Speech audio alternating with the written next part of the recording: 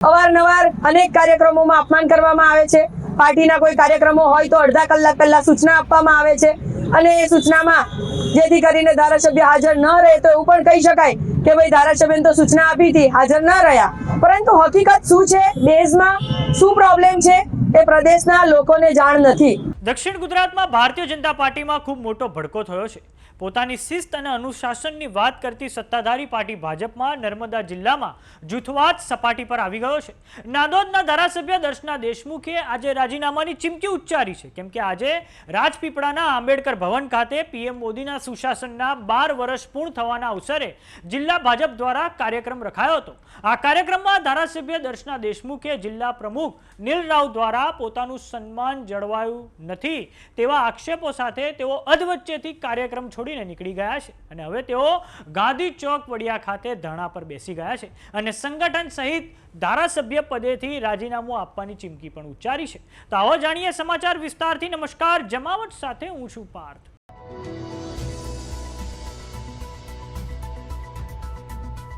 આટલું બધું અપમાન એક આદિવાસી મહિલા તરીકે બીજા કોઈનું નહીં થયું હોય। આ શબ્દો છે નાંદોદના ધારાસભ્ય દર્શના દેશમુખના। વડાપ્રધાન નરેન્દ્ર મોદીને પીએમ પદે 12 વર્ષ પૂર્ણ થયા ત્યારે ઠેર ઠેર ભાજપ કાર્યક્રમ યોજીને તેની ઉજવણી કરી રહ્યો છે। આવો જ એક કાર્યક્રમ નર્મદા જિલ્લાના રાજપીપળાના આંબેડકર ભવન ખાતે આજે યોજાયો હતો, જેમાં નાંદોદના ધારાસભ્ય દર્શના દેશમુખ જાહેરમાં નારાજ થઈને મંચ પરથી ઉતરી ગયા હતા। આ કાર્યક્રમમાં ગુજરાત સરકારમાં મંત્રી ઈશ્વરસિંહ પટેલ, સાંસદ મનસુખ વસાવા, જિલ્લા પ્રમુખ નીલ રાવ, પૂર્વ મંત્રી ગણપત વસાવા પણ હાજર હતા। ધારાસભ્ય દર્શના દેશમુખનો આક્ષેપ છે કે પ્રોટોકોલ જાળવવામાં આવ્યો નથી અને તેમનું યોગ્ય સ્વાગત પણ નથી કરવામાં આવ્યું। આ પછી દર્શના દેશમુખ ગાંધીજીના સ્ટેચ્યુ ખાતે ધરણા પર બેસી ગયા છે, જ્યાં તેમના દ્વારા પ્રતિક્રિયા આપતી વખતે કહેવામાં આવ્યું છે કે જિલ્લા પ્રમુખ નીલ રાવ દ્વારા અવારનવાર આવી રીતે અપમાન કરવામાં આવે છે। આજે નહીં, છેલ્લા 2 વર્ષથી હું સહન કરતી આવી છું। મેં વારંવાર પ્રદેશમાં રજૂઆત કરી હોવા છતાં તેમની સામે કોઈ પણ એક્શન લેવામાં નથી આવ્યા। દરેક કાર્યક્રમમાં અપમાન કરવામાં આવે છે। પાર્ટીના કોઈ કાર્યક્રમ હોય તો અડધા કલાક પહેલા સૂચના અપાય છે અને હવે આ અપમાનને લઈને હું ગાંધીજીના સ્ટેચ્યુ ખાતે ધરણા પર બેસી ગઈ છું। શું હું આદિવાસી મહિલા ધારાસભ્ય છું એ મારો ગુનો છે? આ અપમાન વચ્ચે હું રાજીનામું આપવામાં પણ પાછી નહીં પડું। તો આવો સાંભળીએ ધારાસભ્ય દર્શના દેશમુખે શું પ્રતિક્રિયા આપી છે। વડાપ્રધાન શ્રી નરેન્દ્રભાઈ મોદીજીના 12 વર્ષ પૂર્ણ થયાના ઉપલક્ષમાં નર્મદા જિલ્લાની સમસ્ત ગુજરાતમાં પણ આ કાર્યક્રમો થઈ રહ્યા છે। એવા જ કાર્યક્રમોમાં સવારે પ્રતાપનગર ખાતે પણ આ કાર્યક્રમનું આયોજન હતું। જનકલ્યાણ શિબિરમાં માન્ય મંત્રી શ્રી ઈશ્વરસિંહ પટેલ સાહેબ પણ ઉપસ્થિત રહ્યા હતા। ત્યારબાદ વૃક્ષારોપણનો કાર્યક્રમ એનસીસી રાજપીપળા ખાતે કરવામાં આવ્યો। ત્યારબાદ ત્યાંથી પ્રબુદ્ધ નાગરિક સંમેલન એક બાબા સાહેબ આંબેડકર હોલ રાજપીપળા ખાતે રાખવામાં આવ્યું હતું। આ કાર્યક્રમમાં માન્ય પ્રભારી મંત્રી શ્રી ઈશ્વરસિંહ પટેલ સાહેબ, પ્રભારી શ્રી અર્જુનભાઈ ચૌધરીજી તથા ગુજરાત પ્રદેશ એસટી મોરચાના અધ્યક્ષ શ્રી ગણપતભાઈ વસાવા સાહેબ અને ભરૂચના માન્ય સાંસદ શ્રી મનસુખભાઈ વસાવા સાહેબ પણ ઉપસ્થિત હતા। ત્યારે આ કાર્યક્રમમાં જ્યારે વાતચીતનો એક સેતુ સાંધવાનો હતો અને પ્રજાની સમક્ષ જ્યારે વાત મૂકવાની હતી ત્યારે આયોજનકર્તાઓ દ્વારા એનાઉન્સર દ્વારા એવું કહેવામાં આવ્યું કે માન્ય સાંસદ શ્રી ભરૂચ એમનું ઉદ્બોધન રજૂ કરશે। ત્યારબાદ માન્ય સાંસદશ્રીએ કહ્યું કે ધારાસભ્ય છે અહીંયાના, તો એમને પણ બોલવાની તક આપો। ત્યારે સામેથી એવું કહેવામાં આવ્યું કે ભાઈ એ અમારા પ્રોટોકોલમાં નથી, એટલા માટે એમને બોલવામાં નથી કહેવામાં આવ્યું। અને આ વસ્તુને ધ્યાનમાં લઈને જિલ્લાના એસટી મોરચાના અધ્યક્ષ જે રાજુભાઈ વસાવા છે એમણે કીધું કે બેનના સ્વાગત માટેની પણ કોઈ વ્યવસ્થા નહોતી। ત્યારે હું પોતે એમના સ્વાગત માટેના ફુલહાર અને કલકીને એ બધું લઈને હું આવ્યો। એટલે મને થયું કે આટલું મોટું અપમાન કદાચ આ ગુજરાતમાં એક આદિવાસી મહિલા તરીકે કદાચ કોઈનું નહીં થયું હોય અને આટલું ખરાબ રીતે અપમાન જ્યારે ભારતીય જનતા પાર્ટીના જ સંગઠનના કાર્યકર્તાઓ જો આવું અપમાન કરી રહ્યા હોય તો એ કાર્યક્રમમાં મારે ઉપસ્થિત રહેવાનો કે જ્યાં આટલા બધા પદાધિકારીઓ છે, આટલા સન્નિષ્ઠ સરકારના મંત્રીશ્રીઓ છે, પ્રદેશ સંગઠનના હોદ્દેદારશ્રીઓ છે, એમની સમક્ષ જ્યારે એક દીકરીનું અપમાન થતું હોય ને એ બી આદિવાસી મહિલાનું અપમાન થતું હોય ત્યારે એવા કાર્યક્રમમાં મારે હાજર રહેવું એ મારા માટે, મને તો એવું લાગે કે ધરતી માર્ગ આપે તો સમાઈ જવું સારું। અને એના વાત લઈને હું એ કાર્યક્રમમાંથી હું બહાર નીકળી ગઈ કે જે કાર્યક્રમમાં આપણું માન સન્માન ન જળવાતું હોય તો ત્યાં આપણે હાજર ન રહેવું જોઈએ। અને એના અનુસંધાને હું ત્યાંથી બહાર નીકળી જઈને આજે હું અહીંયા ગાંધીજીના સ્ટેચ્યુ પાસે હું બેઠી છું। ભારતીય જનતા પાર્ટીના જિલ્લા સંગઠનના હોદ્દેદારો અને જિલ્લાના પ્રમુખ નીલભાઈ રાવ દ્વારા જે મારું અપમાન કરવામાં આવે છે, અવારનવાર અપમાન કરવામાં આવે છે અને આજે નહીં છેલ્લા 2 વર્ષથી હું આ સહન કરતી આવી છું. અનેક વખત ગુજરાત પ્રદેશમાં પણ રજૂઆતો કરી છું, પરંતુ ખબર નહીં કોણ જાણે કેમ એમની ઉપર કોના 4 હાથ છે કે જેથી કરીને આજે એમની સામે કોઈ એક્શન લેવામાં નથી આવતું. અવારનવાર અનેક કાર્યક્રમોમાં અપમાન કરવામાં આવે છે. પાર્ટીના કોઈ કાર્યક્રમો હોય તો અડધા કલાક પહેલા સૂચના આપવામાં આવે છે અને એ સૂચનામાં જેથી કરીને ધારાસભ્ય હાજર ન રહે તો એવું પણ કહી શકાય કે ભાઈ ધારાસભ્યને તો સૂચના આપી હતી, હાજર ન રહ્યા. પરંતુ હકીકત શું છે, દેશમાં શું પ્રોબ્લેમ છે એ પ્રદેશના લોકોને જાણ નથી.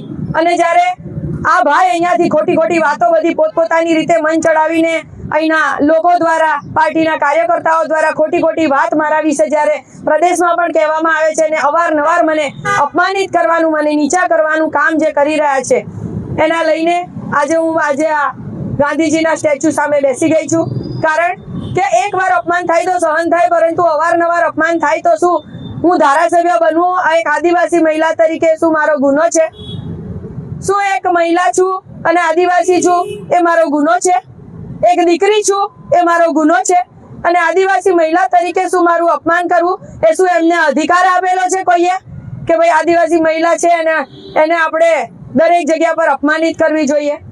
તો આને લઈને આજે હું અહીંયા બહાર બેસી ગઈ છું ગાંધીજીના સ્ટેચ્યુ સામે કે જે મારું અપમાન થયું છે એ અપમાન સામે જિલ્લા સંગઠનની સામે કંઈક તો કાર્યવાહી થવી જોઈએ.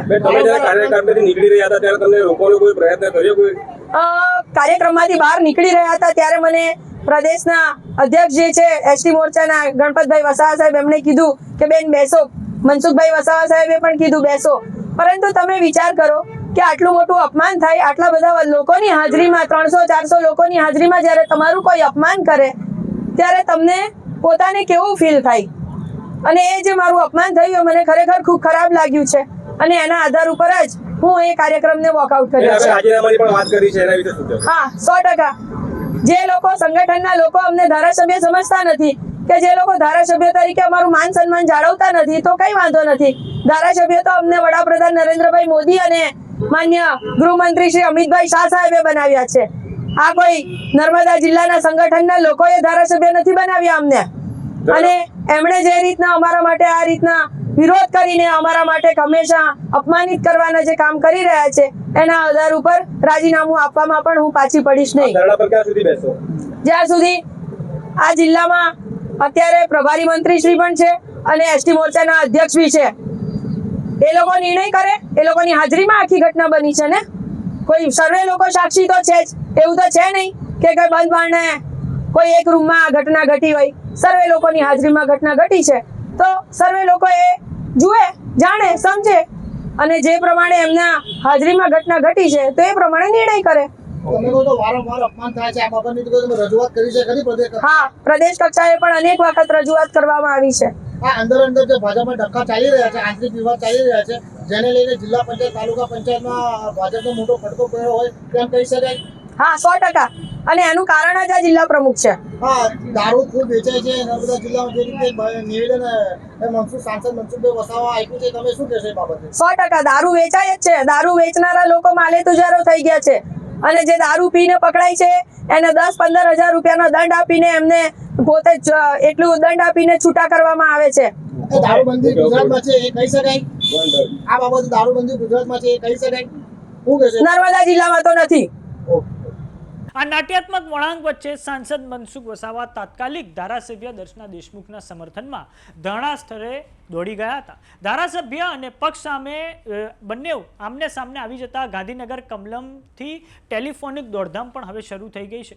સંગઠનના મહામંત્રીઓ દ્વારા સમગ્ર મામલાને થાળે પાડવા અને દર્શનાબેનને ધરણા પરથી ઉઠાડવા માટે સમજાવટના પ્રયાસો હાથ ધરવામાં આવ્યા છે. પરંતુ સ્થાનિક આદિવાસી નેતા હવે આરપારની લડાઈના મૂડમાં દેખાઈ રહ્યા છે. તો સમાચારોમાં અત્યારે બસ આટલું. જોતા રહો જમાવટ. જો તમે અમને YouTube પર જોઈ રહ્યા તો સબસ્ક્રાઇબ કરો, જો તમે અમને Facebook પર જોઈ રહ્યા તો ફોલો કરો, WhatsApp ચેનલને જોઈન કરવાનું ન ભૂલતા. નમસ્કાર.